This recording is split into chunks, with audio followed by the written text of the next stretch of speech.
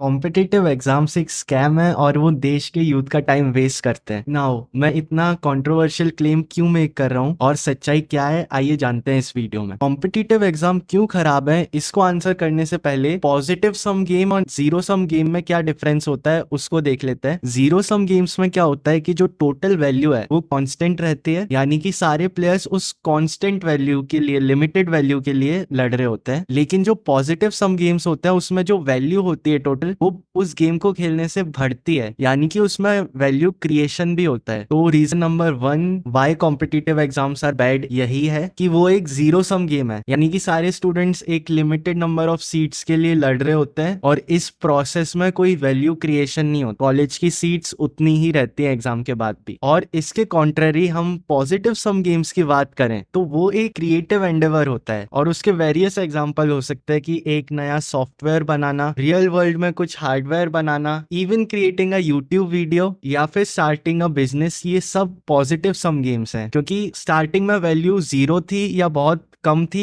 लेकिन at the end value उससे काफी ज्यादा इंक्रीज होने वाली है, which is beneficial for the person and the whole world. By the way, अभी तक अगर चैनल को सब्सक्राइब नहीं करा है तो प्लीज कर लो। और ये तो सबको पता ही है कि दुनिया में या यूनिवर्स में total energy and total resources unlimited है, बस हमें उनको डिस्कवर और अपने हिसाब से यूज करना सीखना है। For example, there are tons of stars and planets in our galaxy जो कि अभी तक अनटैप्ड है। तो एक जीरो सम गेम का नेगेटिव ये तो होता ही है कि वो वैल्यू क्रिएट नहीं करता है, और एक और बड़ा नेगेटिव ये होता है कि वो क्रैब मेंटालिटी इन्फोर्स करता है लोगों में, यानी कि कभी कोई आगे निकल जाता है तो लोगों का रिएक्शन ये नहीं होता है कि अच्छी बात है, हम भी और अच्छा करेंगे। कॉम्पिटिटिव एग्जाम्स जिनमें लिमिटेड सीट होती है, उधर ये मीन करता है कि वो आगे निकल गया, यानी कि हम पीछे रह गए, जो कि लोगों के माइंडसेट को लॉन्ग टर्म के लिए बहुत हार्म पहुंचाता है। और reason number 2 of why they are bad ये है कि लोग कॉम्पिटिटिव एग्जाम में जो सब्जेक्ट्स पढ़ते हैं वो बहुत अच्छे होते हैं, लेकिन स्टूडेंट्स उनको इस वजह से नहीं पढ़ रहे होते कि वो उनके इंटरेस्ट का है। थोड़ा बहुत इंटरेस्ट का फैक्टर हो सकता है, पर ज्यादातर टाइम मेन रीजन यही होता है कि उन्हें वो एग्जाम क्लियर करना है। सो एग्जाम के प्रेशर में अपनी क्यूरियोसिटी स्टूडेंट्स फॉलो नहीं कर पाते हैं, और टीचर्स के भी द्वारा मगिंग अप एडवाइस करी जाती है और ट्रिक्स बताई जाती है कि ये पढ़ लो इतना, उससे एग्जाम क्लियर हो जाएगा, जो कि पूरे सिस्टम को एक बुरे स्पाइरल में डाल देता है। और इसको इकोनॉमिक्स में गुड हार्ट्स लॉ भी कहते हैं। और सारे स्टूडेंट्स के लिए एक सेट पैटर्न ऑफ सिलेबस और एग्जाम होता है जो कि लाखों स्टूडेंट्स की यूनिक आइडेंटिटी और कैपेबिलिटीज को